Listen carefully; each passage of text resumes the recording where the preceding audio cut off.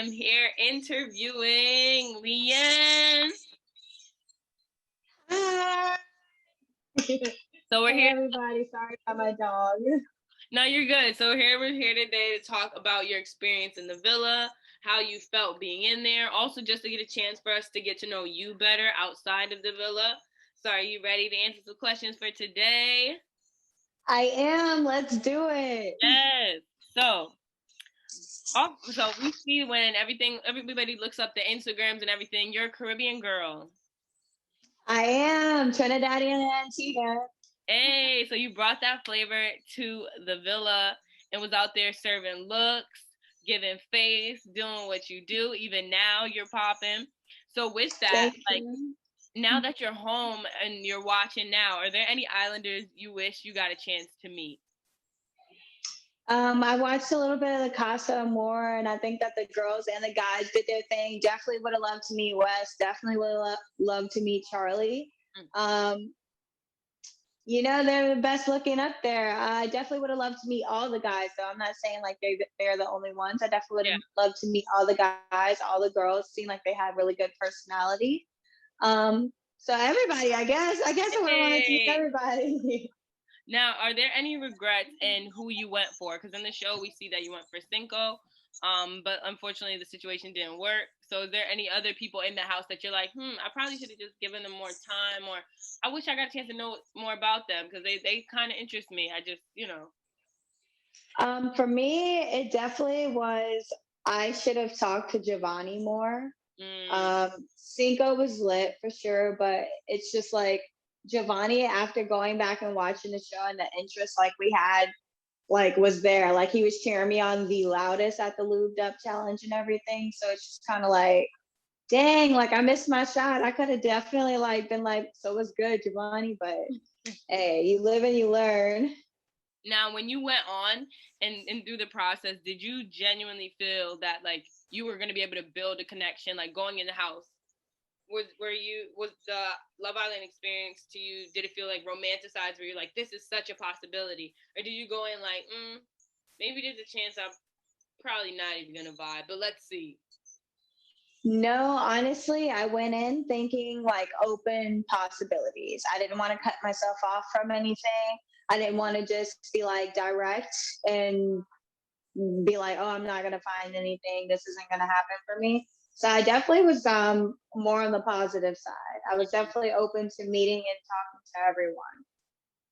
Now, did you feel like a pressure to find a spark since the show is the nature of just coupling up and you don't want to be in a situation where like you go home because you can't find a couple? So did you feel pressure to find that spark? Because everybody keeps referring to that phrase, spark. I'm looking for the spark. That's kind of what it felt like, but at the same time, it was like, I don't want to fake it just to stay. I want to be true to myself. And at the end of the day, that's what I did. I stayed true, went for the person that I felt something and a connection with. And that's all I could take away from it. Now, were there other connections that weren't shown or conversations or the people that had potential that they didn't air? Honestly, I had conversated with all the guys. It just kind of looked like I just was talking to just Cinco. So everybody was just like saying that I was just going for Cinco. I talked to everyone. I made sure I gave all the guys a chance to talk to me privately. And even the girls, after I talked to the guys, I wanted to talk to the girls privately. Now, were the men closed off, or like did you feel that they were willing and open to being able to further a relationship, even though they were like with their couples? Because everybody said they were open, and that's the excuse that people say, but like, are they open? It felt like they were saying they were open, but the way that their body language and everything was going, it was very much like they're already kind of like taken, if that makes sense. It's like, I'm kind of working on this with this girl and we're just opening up to each other and we're just getting there. And it's just like, oh. Yeah, so like, and here's the thing, like, you're such a beautiful girl, so you shouldn't even have to be having to worry about those situations or those issues. So outside of like Love Island, how would you say like your dating experience is? Girl, just after I left Love Island, and this is why I got so upset, because like I was in a star silk pajamas, taking my dog outside and getting stopped and told that I look good. And I'm like, are you serious right now? Like, are you kidding me? Like, this is what happens to me outside of the villa. And in the villa, I felt like I was on Friendship Island. Like, right. And then also, so now outside of the villa, you're a model. So how long have you been modeling, girl? I've been modeling since 2016. I think it's very fun. I don't put a lot of pressure on myself to be something that I feel like I'm not. Mm-hmm. But I'm also in school too, so just to make sure I could do other things and I don't limit myself to just modeling. Right. Now with modeling, they have like beauty shots and all this stuff like that, and everyone feels like showing up as your best self is the thing. So with that, what are some beauty tips? Like, give me 5 must-haves when you're stepping out the crib. Period.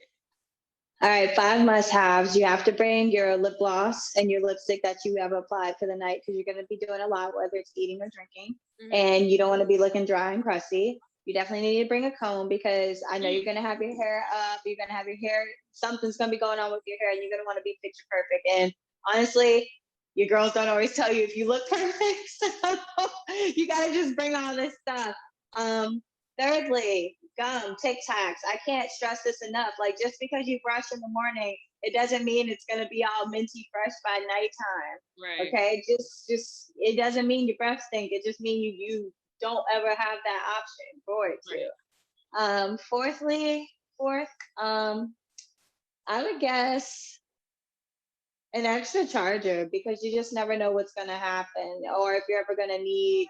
And I don't mean like a plug-in wall charger because I don't think that does you any good.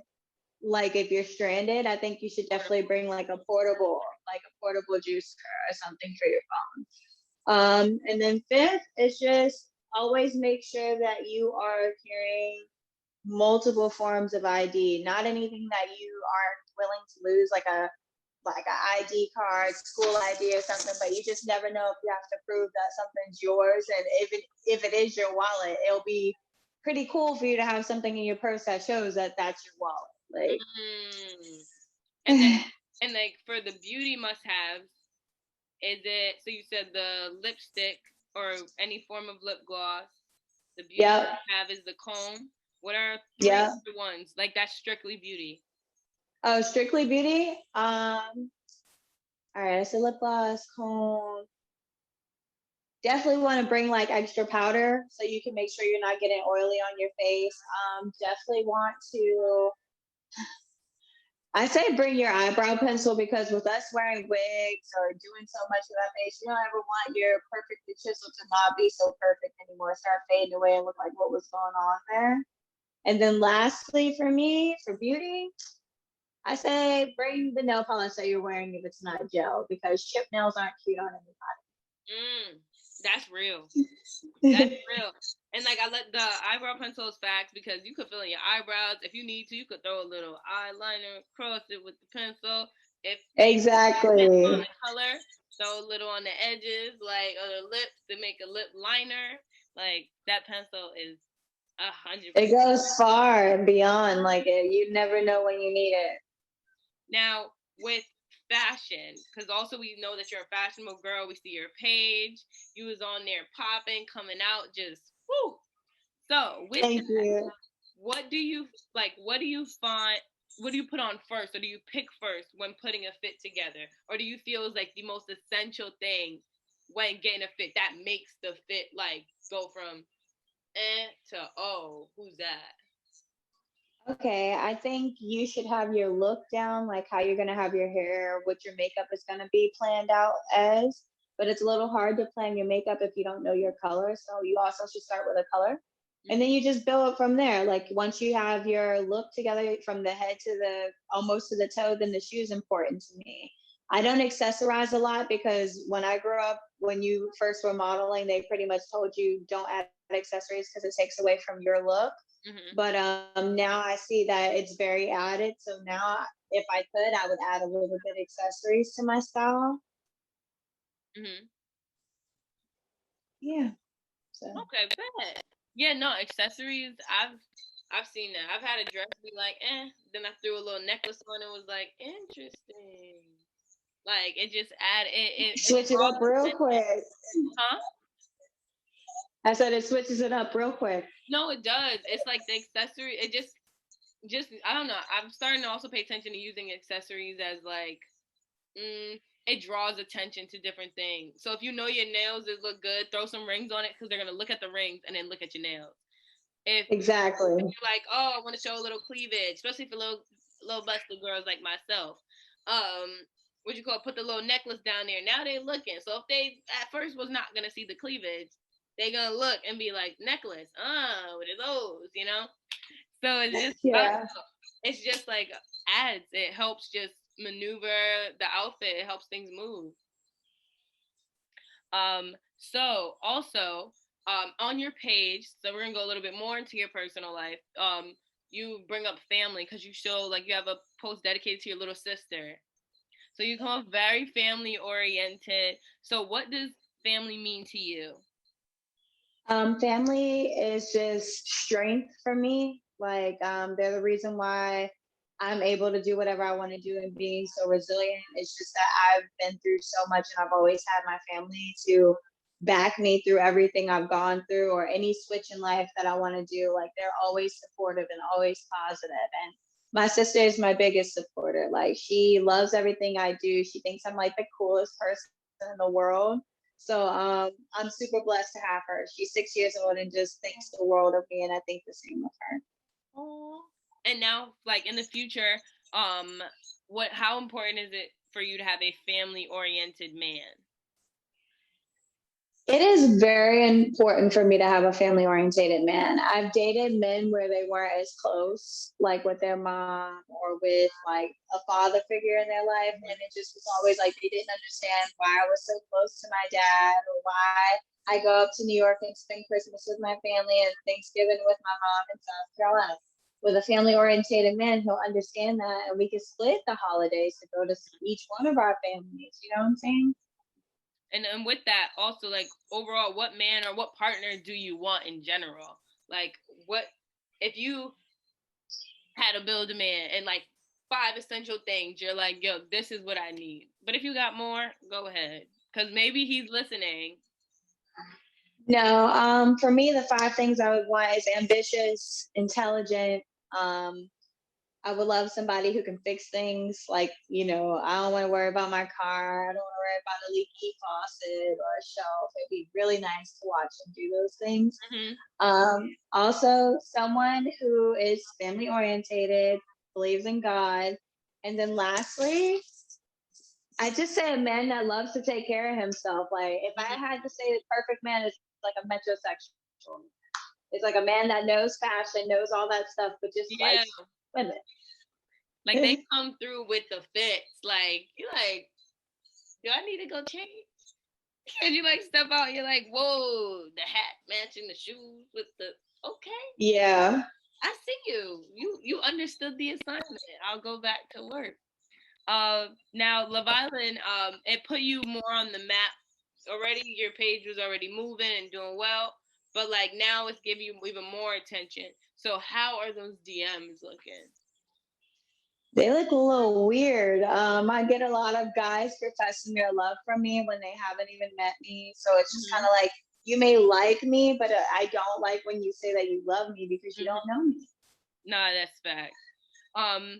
And is there anybody from the past, those past old things like the like creep up in the DMs? Have you received any of those like, hey, how you been? Oh, I haven't seen you in a minute. That's crazy. Yeah, it's always like that though. It didn't take Love Island for it to be that way. And not to sound cocky or anything, but it's just like, I'm always moving and grooving through life. So it always makes people want to reach out to me, which I'm okay with. I don't feel any type of way, but it's just like you gotta keep it hustling and bustling. You can't go back to the past. Right.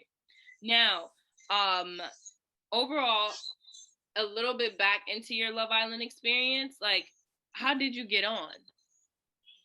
I applied and I also got through casting. Mm-hmm. So pretty much it was just like a mixture of both, and just trying to wait and then see if they liked me or if they didn't like me. And it was a pretty lengthy process, but it was Yeah. worth it. I loved it.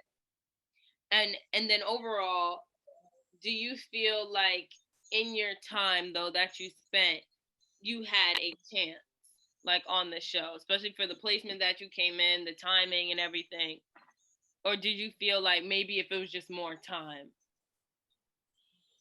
Honestly, I came in with everyone already making bonds, and I knew it was up in the air whether I'd be able to stay or if I could even make an impact in such a short amount of time.